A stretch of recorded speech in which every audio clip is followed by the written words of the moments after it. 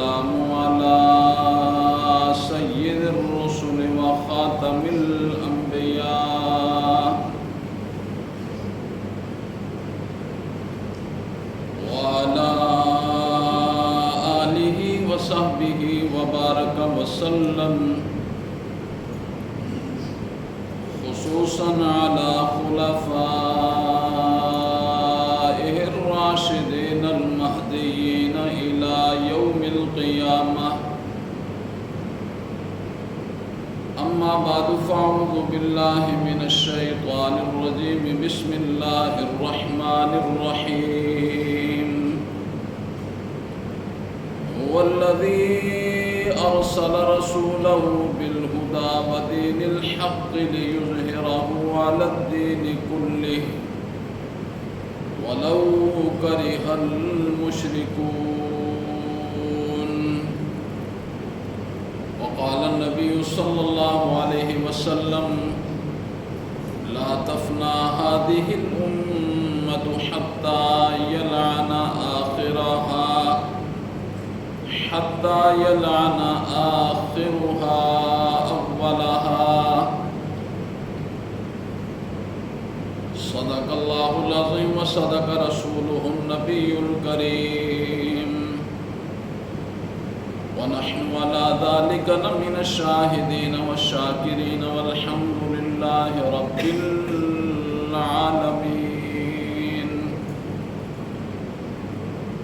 اللهم صل على محمد وعلى آل محمد كما صليت على إبراهيم وعلى آل إبراهيم إنك حميد مجيد. اللهم بارك على محمد وعلى آل محمد كما باركت على إبراهيم وعلى آل إبراهيم إنك حميد مجيد. رب اشرح لي صدري ويسر لي أمري واحلل عقدة من لساني يفقهوا قولي. رب زدني علما رب زدني علما رب زدني علما. هو الذي أرسل رسوله، اللہ کی ذات وہ ہے جس نے بھیجا اپنے رسول کو بالہدا، ہدایت کے ساتھ، ودین الحق، اور دین حق کے ساتھ، لیظہرہ، تاکہ غالب کرے اللہ اس دین کو، علی الدین کلہ، سارے کے سارے دینوں پر، ولو کرہ المشرکون، اگرچہ یہ بات مشرکوں کو بہت زیادہ ناپسند ہے۔ سورہ توبہ کی ایک آیت تلاوت کی ہے۔ اللہ رب العزت کی بارگاہ میں انتہائی عجز و انکساری کے ساتھ استدعا ہے کہ خالق ارض و سما اس آیت کی روشنی میں کما حق کو گفتگو کرنے کی توفیق نصیب فرمائے۔ اللہ رب العزت موت سے پہلے ہمیں اسلام کی ہدایت سے مالا مال فرما دے، اور اللہ رب العزت دجالی قوتوں کے فتنوں سے ہم سب کو اپنی حفظ و ایمان میں رکھے، اور اللہ رب العزت انفرادی اعتبار سے اور اجتماعی اعتبار سے ہمارے اندر شوق دین اور شوق شریعت کو اللہ ہمارے اندر اجاگر کر دے۔ اللہ رب العزت نے اپنے کلام میں ایک وعدہ کیا ہے، هو الذی ارسل رسولہ بالہدی ودین الحق لیظہرہ علی الدین کلہ ولو کرہ المشرکون۔ اللہ رب العزت نے ارشاد فرمایا کہ جو دین، جو شریعت میں نے اپنے نبی کو عطا کی ہے، اس دین کو اور اس شریعت کو میں باقی سارے ادیان پر غالب کروں گا۔ اور غلبے کی دو صورتیں ہیں، ایک تو غلبہ ہے دلائل کے اعتبار سے، دلائل کے میدان میں، وہ تو اسلام کا غلبہ قیامت کی صبح تک رہنا ہے۔ دلائل کے میدان میں اسلام کو اللہ رب العزت نے باقی سارے دینوں پر غالب کر دیا ہے، اور ہر مذہب کو اختیار کرنے والا بندہ جو اپنے مذہب سے تھوڑا بہت بھی روشناس ہے، وہ اس بات کو جانتا ہے کہ اسلام ہی جو ایسا مذہب ہے جو حق ہے اور سچ ہے۔ ضد ایک الگ چیز ہے۔ دلائل کے میدان میں اللہ نے اسلام کو غلبہ دیا ہے، اور دوسری صورت یہ ہے کہ اللہ رب العزت نے ارشاد فرمایا کہ میں اس دین کا غلبہ ظاہری اعتبار سے بھی، یعنی اسلام کے جو قوانین ہیں، اس ظاہری اعتبار سے بھی اس کو میں ضرور غلبہ عطا کروں گا، اور اس کا غلبہ رسول اللہ صلی اللہ علیہ وسلم کی موجودگی میں، صحابہ کرام کی موجودگی میں، اور کتنی صدیوں تک دنیا میں اسلام کا غلبہ رہا، اور آخر کے اندر بھی یہی غلبہ آئے گا انشاءاللہ العزیز۔ قرآن و سنت کی روشنی سے ہمیں یہی سبق ملتا ہے کہ یہ جو اسلام شریعت، اس کا غلبہ ہر صورت میں ہوگا۔ اللہ نے فرمایا لِیُظْہِرَہُ عَلَى الدِّینِ کُلِّهِ، اس اسلام کو میں سارے دینوں پر غلبہ عطا کروں گا، لیکن اللہ نے فرمایا مسلمانوں ایک شرط ہے، شرط کے ساتھ میں اس دین کو غالب کروں گا۔ وہ شرط کیا ہے کہ اللہ نے فرمایا کہ انفرادی اور اجتماعی، انفرادی طور پر اور اجتماعی طور پر یہ تمہاری ذمہ داری ہے، یہ تمہاری ذمہ داری ہے، انفرادی طور پر اکیلے اکیلے اور اجتماعی صورت میں یہ تمہاری ذمہ داری ہے کہ اس دین کو اور اس شریعت کو اپنے وجود پر لاگو کرنا، انفرادی اعتبار سے بھی اور اجتماعی اعتبار سے بھی یہ تمہاری ذمہ داری ہے۔ تم یہ کام کرو، لِیُظْہِرَہُ عَلَى الدِّینِ کُلِّهِ، یہ تو میں نے وعدہ کیا ہی کیا ہے، یہ کام میں کروں گا۔ اور ہم اگر یہ چیز دیکھتے ہیں اسلام کے اندر، تو ہمیں بڑے قریب زمانے تک، بہت قریب زمانے تک، اب نہیں بہت قریب زمانے تک یہ چیزیں نظر آ رہی ہوتی تھی کہ انفرادی اعتبار سے بھی لوگ دین کو اپنے وجود پر ظاہر کرتے تھے، اور اجتماعی اعتبار سے بھی اس کی بہت فکر ہوتی تھی۔ یہ قریب زمانے تک یہ چیزیں رہی ہیں۔ اس کی محنت کا جو مظاہرہ ہے انفرادی اور اجتماعی سطح پر دین کی محنت کرنا، انفرادی اور اجتماعی سطح پر دین کی محنت کرنا، اس کے اثرات نبی پاک صلی اللہ علیہ وسلم کی بعثت سے شروع ہو جاتے ہیں۔ آپ کی اگر ذات کو دیکھا جائے تو جب اللہ رب العزت نے نبوت کا تاج آپ کے سر مبارک پر رکھا تھا، آپ مکہ میں بالکل تنے تنہا تھے۔ میں اور آپ اس چیز کا اندازہ بھی نہیں لگا سکتے کہ نبی پاک صلی اللہ علیہ وسلم تنے تنہا جب فران کی چوٹی پر کھڑے ہوئے تو آپ نے فرمایا حل وجدتمونی صادقا او کاذبا، لوگوں ذرا یہ بتاؤ تم نے مجھے سچا پایا ہے زندگی کی 40 بہاروں میں یا جھوٹا پایا ہے؟ جربناک لک مرارا، ہم نے بارہا آزمایا آمنہ کے جائے پر تجھے ہم نے ہمیشہ صادق ہی پایا۔ کون کہہ رہا ہے؟ سامنے کھڑا کون ہے؟ اللہ اکبر۔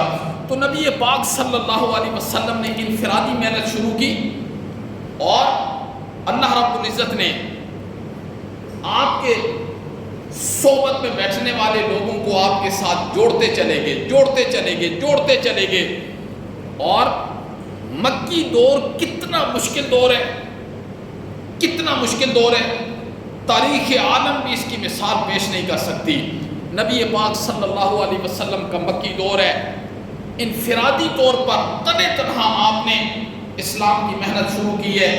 پھر شیب ابی طالب میں 3 سال محصور رہنا، اہل مکہ والوں نے ہر چیز بند کر دی ہے، کھانا بھی اندر نہیں جا سکتا، پینا بھی اندر نہیں جا سکتا۔ 3 سال تک نبی پاک صلی اللہ علیہ وسلم صحابہ کرام کے ساتھ وہاں وقت گزارا، گٹھلیاں چوس کے وقت آپ نے گزارا۔ پھر ہجرت کی ایک الگ تاریخ ہے کہ صحابہ کرام نے پہلے جو ہجرت کی ہے حبشہ کی طرف، حبشہ کوئی قریب تو نہیں تھا، افریقہ کے اندر پایا جاتا تھا، مکہ سے ہجرت کی ہے۔ پھر دوسری ہجرت جب مدینہ میں کی ہے تو اس دوران نبی پاک صلی اللہ علیہ وسلم کو اور آپ کے صحابہ کو کتنی تکالیف کا سامنا کرنا پڑا، یہ ایک الگ موضوع ہے۔ کہنے کا مطلب یہ ہے کہ اللہ نے فرمایا لِيُظْهِرَهُ عَلَى الدِّينِ كُلِّهِ، میں اس دین کو سارے دینوں پر غالب کروں گا، لیکن میری شرط یہ ہے کہ انفرادی طور پر اور اجتماعی طور پر اپنی ذمہ داریوں کو یاد رکھنا اور اس دین کو جو لا الہ الا اللہ محمد الرسول اللہ پڑھنے کا دعوے دار ہے وہ میرے نبی کے دین کے ساتھ وفاداری کرے، ظاہری اعتبار سے بھی، انفرادی اعتبار سے بھی اور اجتماعی اعتبار سے بھی۔ صحابہ کرام کی جب ہم تاریخ دیکھتے ہیں، نبی پاک صلی اللہ علیہ وسلم کے بعد جب یہ چیزیں ہم دیکھتے ہیں قرآن و سنت میں تو ہمیں یہ چیز روز روشن کی طرح واضح ہوتی ہے کہ صحابہ کرام نے انفرادی طور پر مکی زندگی کو کیسے گزارا، پھر ہجرت کیسے کی اور پھر اجتماعی طور پر مدنی زندگی کو آپ نے کیسے گزارا۔ جنگ احد ہے، جنگ بدر ہے، جنگ خندق ہے، جنگ حنین ہے، اللہ اکبر۔ انفرادی طور پر اور اجتماعی طور پر جنگ احد کے اندر جب جنگ احد کا وقت آیا، نبی پاک صلی اللہ علیہ وسلم نے سن 5 ہجری تک دفاعی جہاد کی ہے۔ دفاعی کیا مطلب ہے کہ کفر نے حملہ کیا ہے تو آپ نے جواب دیا ہے، اور سن 5 ہجری کے بعد پھر آپ نے اقدامی جہاد کیا ہے۔ آپ خود کفر کے مقابلے میں نکلے ہیں اور للکارا ہے کفر کو کہ اب آ جاؤ اسلام کے مقابلے میں اگر تم لڑنا چاہتے ہو۔ نبی پاک صلی اللہ علیہ وسلم کو اللہ نے جو جرنیل کی قوت عطا کی تھی اور میدانی اعتبار سے جو جنگی نقشے اللہ پاک نے نبی پاک صلی اللہ علیہ وسلم کو بتائے تھے، اس کی مثال بھی کوئی پیش نہیں کر سکتا۔ نبی پاک صلی اللہ علیہ وسلم نے سن 5 ہجری کے بعد پھر آپ نے اقدامی جہاد کیے، اقدامی جہاد، اور پہلے آپ دفاعی جہاد کرتے رہے، لیکن انفرادی طور پر اس کی ہم جب مثالیں دیکھتے ہیں، اللہ اکبر، کہ انفرادی طور پر صحابہ کرام کو دین کے ساتھ، شریعت کے ساتھ اور اللہ رب العزت کی معرفت کے ساتھ کیا لگن تھا، کیا جوش تھا، کیا جذبہ تھا، خدا کی قسم بندہ حیران رہ جاتا ہے، ششدر رہ جاتا ہے۔ ان کا بھی یہی جسم تھا، کوئی زیادہ چیز ان کے جسم کے اندر نہیں تھی، لیکن وہ نبی پاک صلی اللہ علیہ وسلم کے تعلیم یافتہ تھے، آپ کے شاگرد تھے۔ جنگ احد کے اندر اللہ اکبر ایک صحابی ہیں حضرت عمر بن جموح، آپ دیکھیں کہ ان لوگوں کے جذبات کیا تھے۔ ایک ان لوگوں کا جذبہ تھا دین کے ساتھ، ایک ہمارا جذبہ ہے۔ خود نتیجہ نکل جائے گا کہ ہم کتنے پانی میں ہیں، باتیں ہماری کیسی ہیں اور عمل ہمارا کیسا ہے، یہ خود پتہ چل جائے گا۔ حضرت عمر بن جموح رضی اللہ تعالیٰ عنہ جنگ احد میں ان کے 4 بیٹے بھی تھے، 4 بیٹے تھے، اور یہ خود جو ہے نا معذور تھے، معذور، ٹانگوں سے معذور تھے، ایک ٹانگ سے معذور تھے۔ تو نبی پاک صلی اللہ علیہ وسلم کی عادت مبارکہ تھی، جب میدان جنگ کے لیے نکلتے تھے نا تو پورے لشکر پر ایک نظر دوڑا دیتے تھے۔ اس میں اگر کوئی معذور ہوتا آپ کہہ دیتے آپ کو رخصت ہے، آپ واپس چلے جائیں۔ پھر اگر دیکھتے کوئی بچہ ہے آپ اسے بھی نکال دیتے، آپ بھی واپس چلے جائیں۔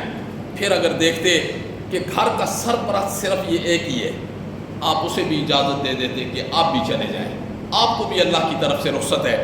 حضرت عمر بن جموح کے تو 4 بیٹے جوان جنگ احد کے اندر شریک ہوئے۔ حضرت عمر بن جموح جو تھے، ان کو نبی پاک صلی اللہ علیہ وسلم کی نظر پڑی، آپ نے فرمایا عمر آپ چلے جاؤ، آپ واپس چلے جاؤ، آپ کو اجازت ہے، اللہ کی طرف سے اجازت ہے۔ انہوں نے ایسی دعائیاں ڈالی نبی پاک صلی اللہ علیہ وسلم کی خدمت میں، آپ نے فرمایا 4 بیٹے بھی آپ کے ہیں جوان، آپ چلے جاؤ۔ کہنے لگے اللہ کے پیغمبر، میرا دل چاہتا ہے میں اپنی اسی حالت میں میدان جہاد میں شہید ہو کر جنت میں پہنچ جاؤں، آپ کی بڑی مہربانی ہے، آپ مجھے اجازت دے دیں، آپ مجھے اجازت دے دیں۔ نبی پاک صلی اللہ علیہ وسلم تو پھر شفیق تھے، جذبات دیکھے، انہوں نے فرمایا عمر آپ کو اجازت ہے، جاؤ۔ حضرت عمر بن جموح اپنے گھر میں گئے نا، بیوی سے کہا کہ گھوڑا تیار کرو، گھوڑا تیار کرو، سواری میں جا رہا ہوں۔ تو بیوی نے کہا کیوں جا رہے ہو، لڑ تو آپ سکتے نہیں ہو، واپس آپ نے آ جانا ہے۔ تو جو بندہ کسی عضو سے محروم ہو نا، اس کے جسم میں کوئی عضو نہ ہو، محروم ہو، وہ ویسے بڑا حساس ہوتا ہے، حساس بہت ہوتا ہے۔ جب بیوی نے یہ بات کہی نا تو حضرت عمر بن جموح رضی اللہ تعالیٰ عنہ نے ادھر کھڑے ہو کر ایک دعا کی، اللہم لا تردنی الی اہلی، اے اللہ بس مجھے اپنے گھر کی طرف واپس نہ لٹانا، مجھے اپنے گھر کی طرف واپس نہ لٹانا، اتنی جرت دینا کہ میں تیرے رستے کے اندر شہید بھی ہو جاؤں، مجھے ادھر واپس نہ لٹانا۔ جنگ احد شروع ہوئی، صحابہ کرام نے حضرت عمر بن جموح کو دیکھا نا، وہاں بڑی شہادتیں ہوئی تھی مسلمانوں کی، ان کے پیچھے ان کا جوان بیٹا بھی ہے والد کی حفاظت کے لیے، یہ میرا باپ ہے۔ صحابہ کرام کہتے ہیں اس قدر دیدہ دلیری سے حضرت عمر بن جموح معذوری کی حالت میں لڑے نا کہ لڑتے لڑتے یہ بھی شہید ہو گیا اور بیٹا بھی شہید ہو گیا، ہم دیکھ رہے ہیں۔ اور بعد میں احد کے شہداء کو اٹھایا، اونٹوں کے ساتھ ان کی میتوں کو باندھ کے ظاہر ہے ادھر لا رہے تھے مدینہ کے اندر۔ جس اونٹ پر حضرت عمر بن جموح کو باندھا نا، وہ اونٹ آگے کی طرف نہیں، مدینہ کی طرف نہیں جا رہا، وہ بلبلانے لگا، بار بار صحابہ نے بڑی کوشش کی، بالآخر نبی پاک صلی اللہ علیہ وسلم کو ساری صورت بتائی تو قریب ہے، احد مدینہ کے بالکل قریب ہے، بیوی بھی وہاں پہنچی تو آپ نے فرمایا اس کی بیوی سے پوچھو اس نے کوئی نکلتے ہوئے دعا تو نہیں کی ہے؟ تو بیوی نے کہا دعا کی تھی۔ اس نے کہا کیا دعا کی ہے؟ اس نے کہا یہ، فرمایا اب ساری دنیا بھی آ جائے، اب اللہ اس کو ادھر نہیں بھیجے گا۔ حضرت حمزہ رضی اللہ تعالیٰ عنہ کے ساتھ ہی حضرت عمر بن جموح رضی اللہ تعالیٰ عنہ کو دفن کیا۔ ان کا نشان نہیں ہے قبر کا نشان صرف حمزہ کا ہے، لیکن ادھر ہی دفن کیا۔ یہ آپ اندازہ لگا سکتے ہیں یہ واقعات سنانے کا کیا مطلب ہوتا ہے، یہ تقریر کا جادو جگانا مطلب ہوتا ہے؟ خدا باید شاید ایسی کوئی بات نہیں ہے۔ بات یہ ہوتی ہے کہ انفرادی طور پر، اجتماعی طور پر ہم نے دین کے ساتھ کیسے اپنے آپ کو جوڑنا ہے اور اپنی عاقبت کو کیسے ہم نے خوبصورت بنانا ہے. خدا باعث شاید ہے منبر رسول پر بیٹھا ہوں، یہی مقصد ہوتا ہے کہ ہم دنیا میں ان دجالی فتنوں سے اپنے آپ کو بچا کر دین کے ساتھ جوڑ کر، اور وہ دین جس دین کے لیے نبی پاک صلی اللہ علیہ وسلم نے، صحابہ کرام نے بہت مشقتیں برداشت کی ہیں، بہت تکلیفیں برداشت کی ہیں. آج ہم ان مشقتوں کو برداشت کرنا تو بڑی دور کی بات ہے. خدا باعث شاید ہے تنہائی میں بیٹھ کر ان مشقتوں کو ہم سوچ بھی نہیں سکتے جن لوگوں نے آج ہم نے دین کے لیے کیا کیا ہے. ہم نے دین کے لیے، تو مطلب یہ ہوتا ہے دین سنانے کا، واقعات سنانے کا، مثالیں دینے کا مطلب یہ ہوتا ہے کہ انسان دین کے ساتھ اپنے آپ کو وفادار کرنے کی کوشش کرے. دین کا وفادار کسی بھی نہج کے اندر آ جائے، کسی بھی نہج کے اندر دین کا اپنا دل اللہ کو دکھا دے وفاداری میں، انشاءاللہ العزیز اگر اس دین کے مطابق جس دین کو قرآن نے بیان کیا ہے، حدیث نے بیان کیا ہے، اس دین کے مطابق ہم اگر اپنے وفاداری اللہ کو دکھا دیں گے، انشاءاللہ العزیز اگر اس دور میں صرف وفاداری دکھائیں گے اور دین پر چلنے کے لیے کوشش کریں گے تو انشاءاللہ العزیز اللہ اس پرفتن دور میں، دجالی دور کے اندر ہمارے لیے اللہ مغفرت کا فیصلہ انشاءاللہ کر دے گا. لیکن شرط یہ ہے کہ دین کے لیے کچھ قربانی تو دینی پڑتی ہے. ہم کہتے ہیں دین کے لیے کوئی قربانی نہ دینی پڑے اور دین بھی ہمیں حاصل ہو جائے، یہ کوئی اتنی گری پڑی چیز نہیں ہے. حضرت نوح علیہ السلام نے 9.5 صدیاں جب اپنے امت کے سامنے لا الہ الا اللہ کا معنی بیان کیا، مفہوم بیان کیا، اس کی تشریح بیان کی، نہیں مانا لوگوں نے. آج بھی نہیں مانتے ہیں. آج بھی اگر کوئی لا الہ الا اللہ کی تشریح بیان کر دے نا، لوگ ماننے کے لیے تیار ہی نہیں ہیں. آخر میں حضرت نوح علیہ السلام نے فرمایا، اوے لوگوں سنو، انلزمکموہا وانتم لہا کارہون. تم کیا سمجھتے ہو کہ تم لا الہ الا اللہ کی حقیقت کو ناپسند کرتے ہو تو کیا خیال ہے میں اس کو پکڑ کر تمہارے ساتھ چسپاں کر دوں گا؟ ایسے نہیں ہو سکتا. یہ دین کو اتنی گری پڑی چیز نہیں ہے. اس دین کے مقابلے میں ہمیں اپنے جذبات کو قربان کرنا پڑے گا. اس دین کے مقابلے میں ہمیں اپنی میں کو پاؤں کے نیچے روندنا پڑے گا. اس دین کے مقابلے میں ہمیں نبی پاک صلی اللہ علیہ وسلم کی سیرت کو دیکھنا پڑے گا. اس دین کے مقابلے میں اگر ہم یہ چاہیں ہماری میں بھی ختم نہ ہو، ہمارا تکبر بھی ختم نہ ہو، دولت کے ساتھ ہماری محبت بھی ختم نہ ہو اور دین ہمارے گھر کی دہلیز پر آ جائے، این خیال است و محال است و گمان، یہ ایک اندھیروں میں غبارے اڑانے والی بات ہے. اتنی گیا گزرا دین نہیں ہے. اس لیے دین کے لیے بہت قربانیاں دی ہیں.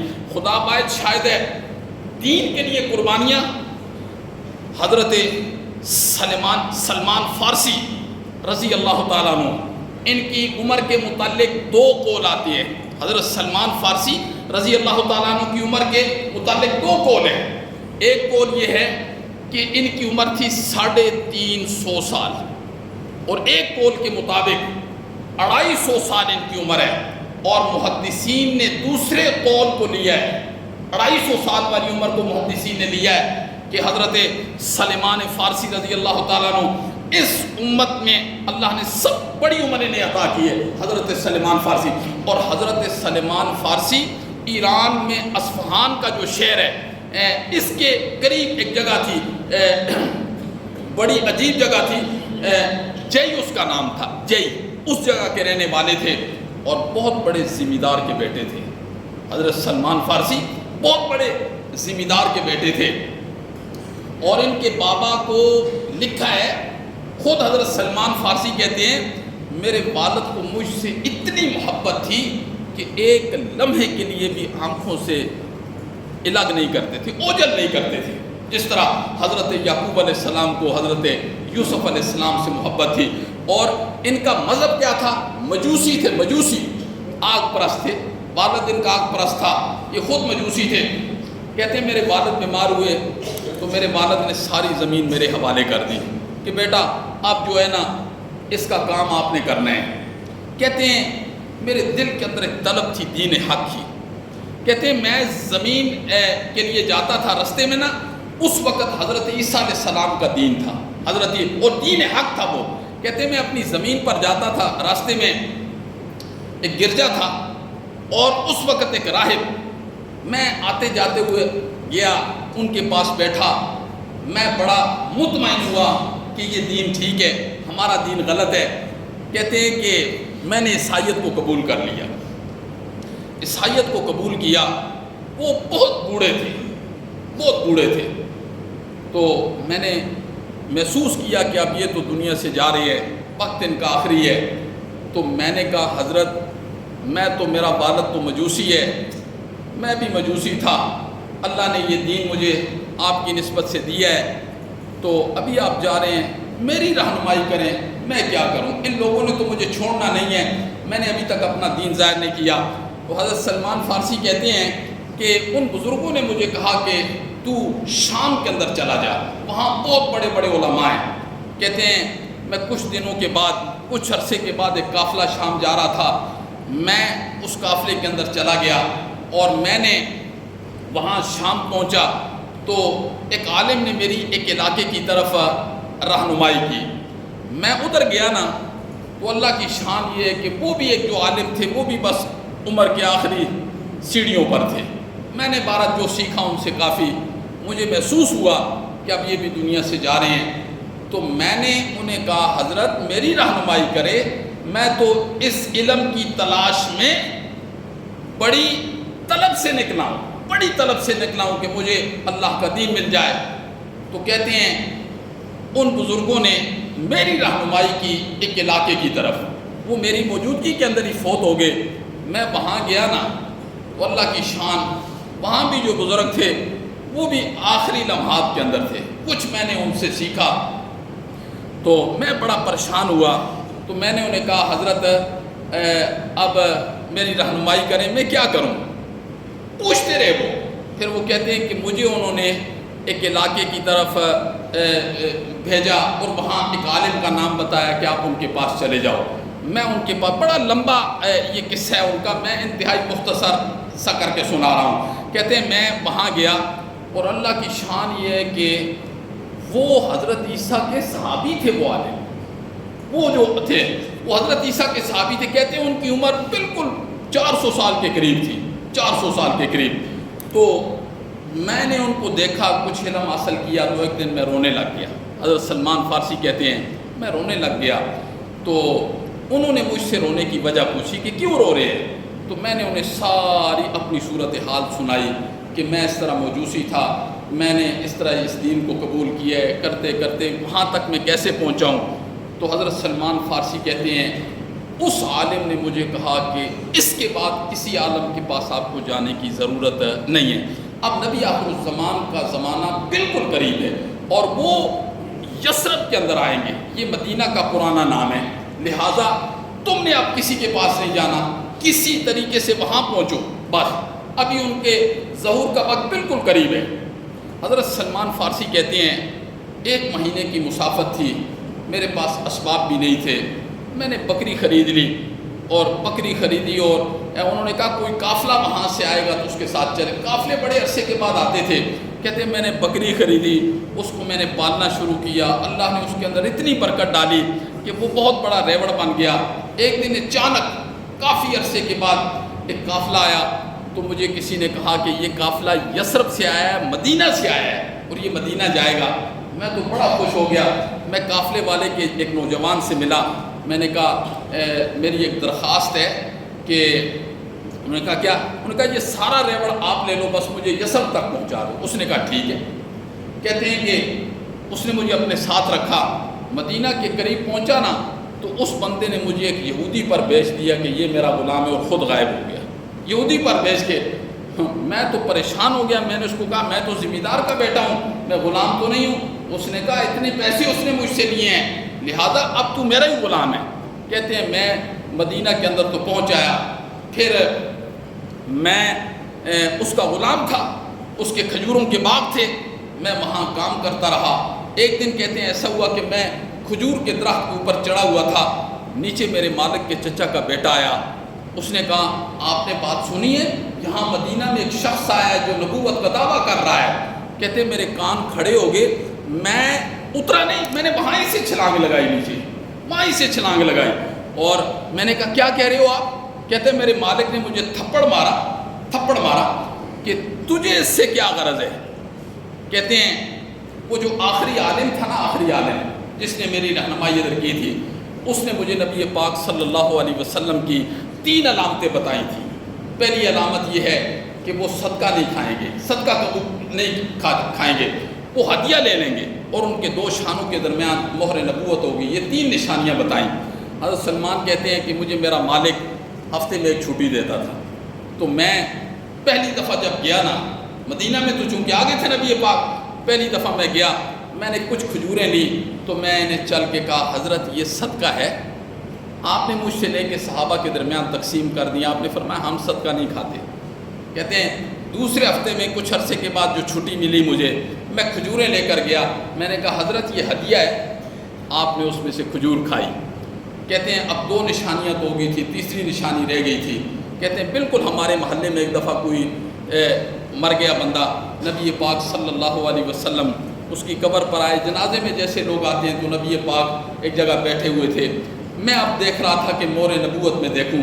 میں نے آہستہ سے چادر سرکائی نا، تو نبی پاک صلی اللہ علیہ وسلم سمجھ گئے. آپ نے خود ساری چادر نیچے کی. آپ نے فرمایا سلمان مہر دیکھنا چاہتے ہو؟ تو میں نے مہر دیکھی. میں نے کہا اللہ کے پیغمبر مجھے آپ مسلمان کریں. یہ سارا واقعہ سنانے کا مطلب کیا ہے کہ دین کے لیے ہم کیا کر رہے ہیں، اور جن لوگوں کو دین کے ساتھ محبت ہوتی ہے، وہ لوگ اپنے آپ کو دین کے لیے کیسے قربان کرتے ہیں. حضرت سلمان کہتے ہیں کہ نبی پاک کے ہاتھ پر میں مسلمان ہوا.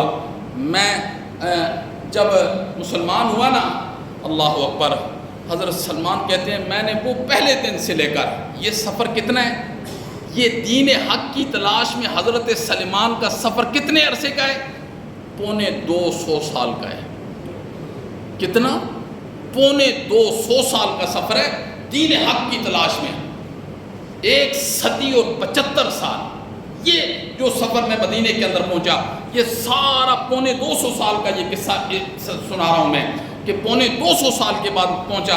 اور میں نے پہلے دن سے لے کر آپ کے کہتے ہیں اسلام لانے تک نبی پاک صلی اللہ علیہ وسلم کو جب میں نے اپنی رودات سنائی نا، آپ کی آنکھوں سے ایسے آنسو برس رہے تھے جیسے سامن کا بادل برستا ہے. آپ نے اس کے بعد کہا سلمان آج کے بعد تو میرے اہل بیت میں سے ہے. آپ نے فرمایا سلمان تو نے اس دین کے لیے بہت مشقتیں برداشت کی ہیں، بہت مشقتیں برداشت کی ہیں، تو میرے اہل بیت میں سے ہے. اور اس کے بعد کہنے لگے اللہ کے نبی میں تو آزاد تھا، ذمہ دار کا بیٹا تھا، مجھے غلام بنا دیا یہودی نے.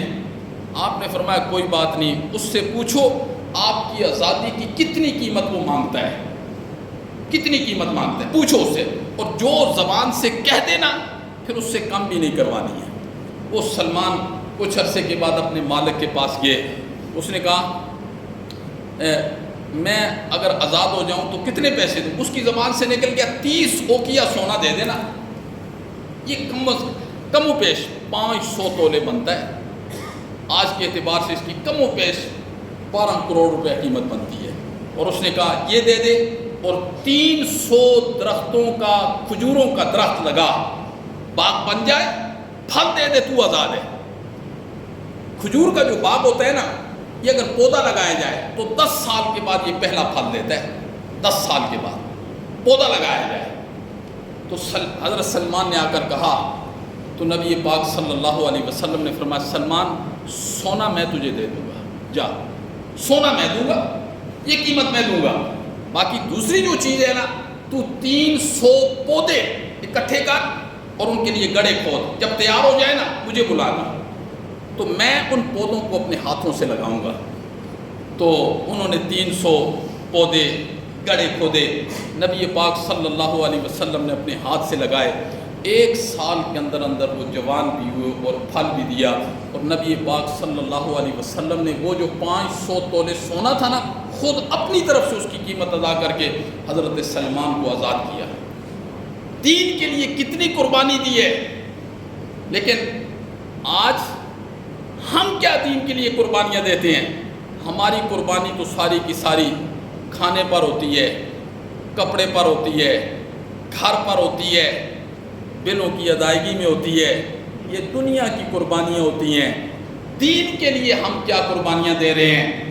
کبھی سوچنا سوتے ہوئے کہ اللہ رب العزت نے اس ساری کائنات کو صرف اور صرف میرے لیے بنایا ہے، اور مجھے کس کے لیے اللہ نے بنایا ہے، اور میں کس منہ سے اللہ کے سامنے جاؤں گا اور کس منہ کے ساتھ میں حاضری دوں گا اللہ کے سامنے کھڑے ہو گئے۔ فَبِأَيِّ آلَاءِ رَبِّكُمَا تُكَذِّبَانِ، اللہ نے کتنی مرتبہ یہ جملہ سورہ رحمان کے اندر کہا، اوے میرے بندو، میری کن کن نعمتوں کو تم جھٹلاؤ گے۔ آج جی ہمارا ایمان اگر اٹھا کر صرف دین سننے کے لیے ہمیں مسجد تک نہیں لا سکتا، ان لوگوں نے قربانیاں دی ہیں، اور کتنی قربانیاں، جو ہمارا ایمان صرف دین سننے کے لیے مسجد تک نہیں لا سکتا، وہ ہمارا ایمان جنت کے دروازے تک پہنچا دے گا؟ وہ جنت کے دروازے تک کبھی بھی نہیں پہنچائے گا۔ اور اس کی بے شمار بقی ابن مخلد بہت بڑے محدث ہیں، یہ کہتے ہیں جب میں جوانی کی عمر تھی نا، تو لوگوں نے دین کے ساتھ محبت کیسے کی اور اس کے لیے محنت کیسے کی ہے۔ بقی ابن مخلد کہتے ہیں مجھے نوجوانی کی عمر میں دین پڑھنے کا شوق ہو گیا، اور میں نے لوگوں سے پوچھا کوئی محدث ہے حدیث پڑھانے والا؟ لوگوں نے کہا امام احمد بن حنبل بغداد میں۔ کہتے ہیں میں بغداد کے اندر گیا، پہنچا، بڑا لمبا سفر کر کے سمندر میں کشتی ادھر ادھر ہو گئی، بڑے عرصے کے بعد وہاں بغداد میں کشتی لگی۔ کہتے ہیں میں پہنچا نا، تو میں نے لوگوں کو کہا امام احمد بن حنبل، انہوں نے کہا بادشاہ ناراض ہو گیا ہے، اب نظر بند ہے اپنے گھر کے اندر، وہاں اس طرف جا بھی کوئی نہیں سکتا۔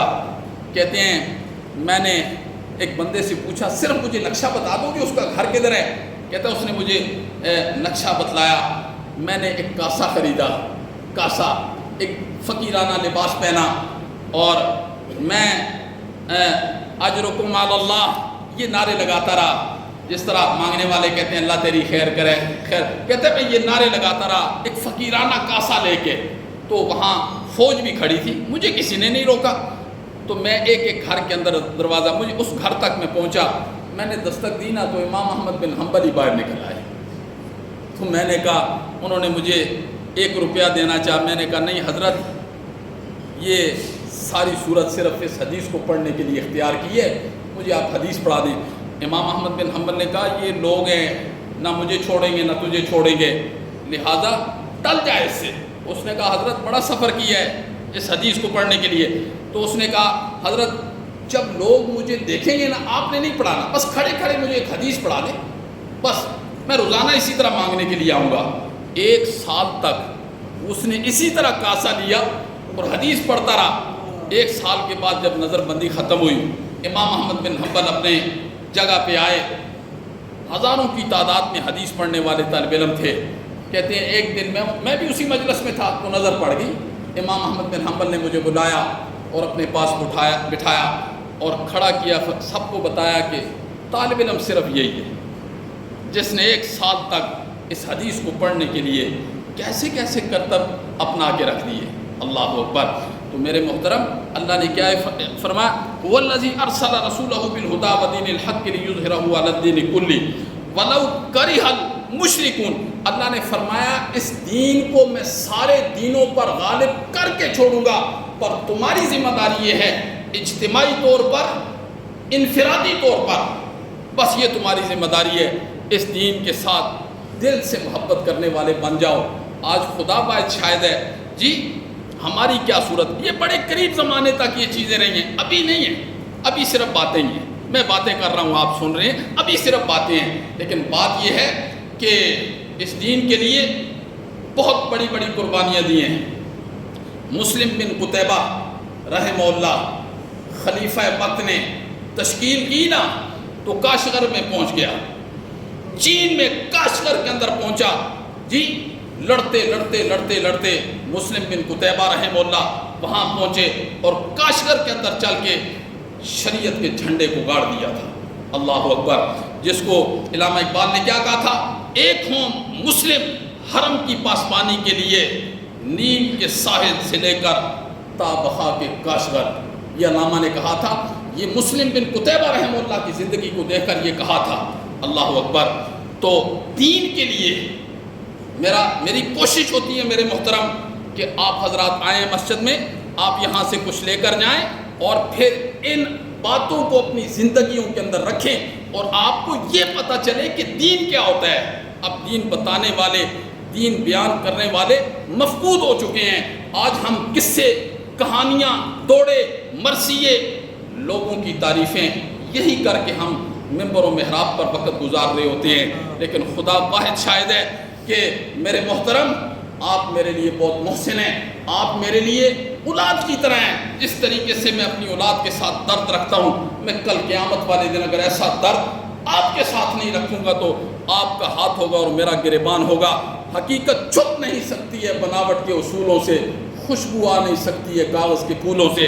اس لیے آپ نے اس چیز کو دل کی تختی پر لکھنا ہے کہ وقت بہت قریب آ چکا ہے، بہت قریب آ چکا ہے۔ اتنا قریب ہے کہ نہ جانے یہاں سے اٹھنے کا موقع بھی ملتا ہے نہیں، پر اتنی ضرور بات ہے کہ جدھر چلے جائیں گے نا وہاں سے واپسی نہیں ہے۔ وہاں پھر کہیں گے وَقَالُوا لَوْ كُنَّا نَسْمَعُ أَوْ نَعْقِلُ مَا كُنَّا فِي أَصْحَابِ السَّعِيرِ، کاش کہ ہم سن لیتے، کاش کہ ہم اپنی عقل استعمال کر لیتے، آج ہم اہل جہنم میں سے نہ ہوتے۔ اس لیے میرے محترم آج ہم کس نہج پر پہنچ چکے ہیں؟ آج ہم نے انفرادی طور پر اور اجتماعی طور پر ہر اعتبار سے ہم نے اللہ کے دین کے ساتھ بغاوت کی ہے۔ تو پھر اللہ کا اعلان سنیں، اللہ کا اعلان سنیں۔ اس کتاب کے اندر اللہ نے کیا اعلان کیا ہے، ہر بندہ اسے غور سے سنیں۔ اللہ نے فرمایا یا ایھا الذین آمنو، اے ایمان والو۔ اس میں ان لوگوں کو اللہ نے مخاطب کیے جو کہتے ہیں ہم مسلمان ہیں، کسی یہودی کو کسی کو مخاطب نہیں کیا، ان لوگوں کو مخاطب کیا جو کہتے ہیں ہم مسلمان ہیں، زبانی طور پر کہتے ہیں۔ اللہ نے فرمایا یا ایھا الذین آمنو، اے ایمان والو، من یرتد منکم عن دینہ، جو تم میں سے اپنے دین سے پھر گیا، یعنی اس نے نبی پاک صلی اللہ علیہ وسلم کی شریعت کو نہیں اپنایا، فسوف یأتی اللہ بقوم، ان قریب اللہ ایک ایسی قوم لے کر آئے گا، یحبہم، کہ اللہ ان سے محبت کرے گا، ویحبونہ، اور وہ اللہ سے محبت کریں گے، اذلۃ علی المؤمنین، مومنوں کے بارے میں وہ بہت نرم ہوں گے، اعزۃ علی الکافرین، کافروں کے بارے میں وہ بہت سخت ہوں گے، یجاہدون فی سبیل اللہ، ان کی صفت کیا ہوگی کہ وہ اللہ کے راستے میں جہاد کرنے والے ہوں گے، ولا یخافون لومۃ لائم، وہ کسی ملامت کرنے والے کی ملامت کی انہیں کوئی پرواہ نہیں ہوگی، کوئی پرواہ نہیں ہوگی۔